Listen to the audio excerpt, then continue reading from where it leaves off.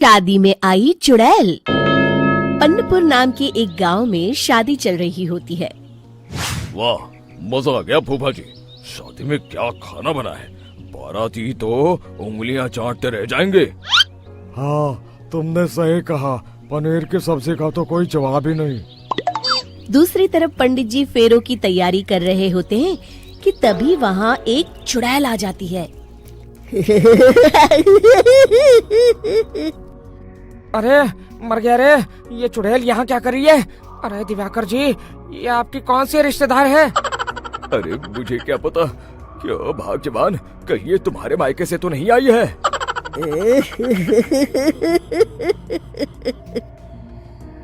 तुम लोगों की इस गांव में बारात लाने की हिम्मत कैसे हुई?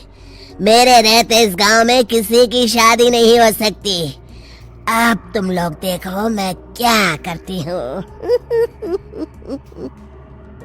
अरे मर गया रे, मैंने सुना है ये जबान की पक्की है। भागो रे भागो, वरना ये चुड़ैल किसी को नहीं छोड़ेगी। हाँ, तुम सही कहते हो मोहन भाई, यहाँ से भाग लेने में ही हम सबकी भलाई है।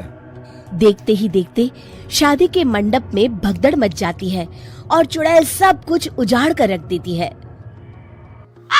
फिर एक दिन मोहन की शादी तय हो जाती है। अरे भाई, अगले हफ्ते मेरी शादी तय हो गई है, लेकिन इस चुड़ैल की दहशत के मारे तो मेरे हाथ पैर कांप रहे हैं।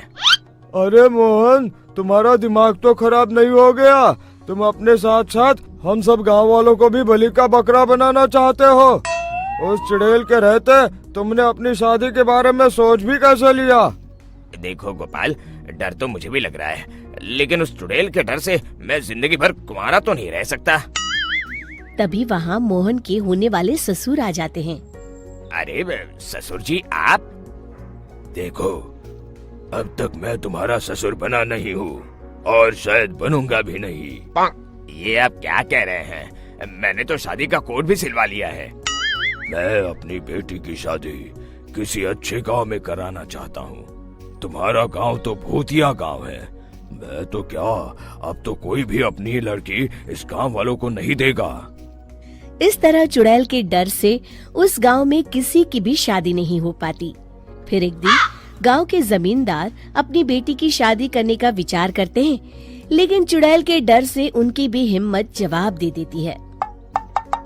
अगर मेरी बेटी की शादी तय समय से नहीं हुई तो मेरी नाक कट जाएगी। मुझे कुछ करना ही होगा।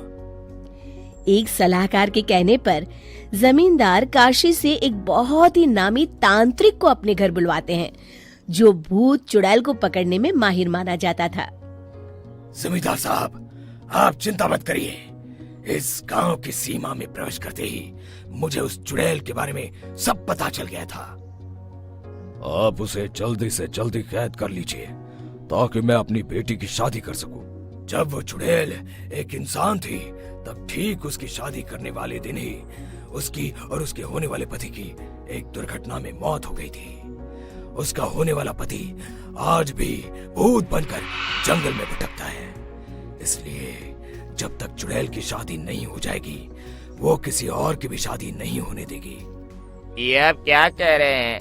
अगर वो भूत भी हमारे गांव में आ गया, तब हमारा क्या होगा? ये आदमी बीच में बहुत बोलता है, इसे बाहर निकालो। उसके बाद तांत्रिक बताते हैं कि अगर उस भूत के साथ चुड़ैल की शादी करा दी जाए, तो वो चुड़ैल हमेशा हमेशा के लिए उस गांव को छोड़कर चली जाएगी। जमींदार साहब, आप अपनी बेटी की शादी की तैयारी शुरू कर दीजिए। मैं कुछ गांव वालों को अपने साथ लेकर उस भूत को ढूंढने जंगल की ओर जाता हूँ। इस तरह जमींदार निश्चित होकर अपनी बेटी की शादी करवाने लगते हैं, लेकिन तभी वहाँ चुड़ैल आ जाती है। मैंने तुम गांव वालों को समझाया था ना कि इस गांव में कभी कोई शादी नहीं करेगा। लगता है तुम लोग मुझे हल्के में ले रहे हो। चुड़ैल जमींदार की बेटी को उठा लेती है।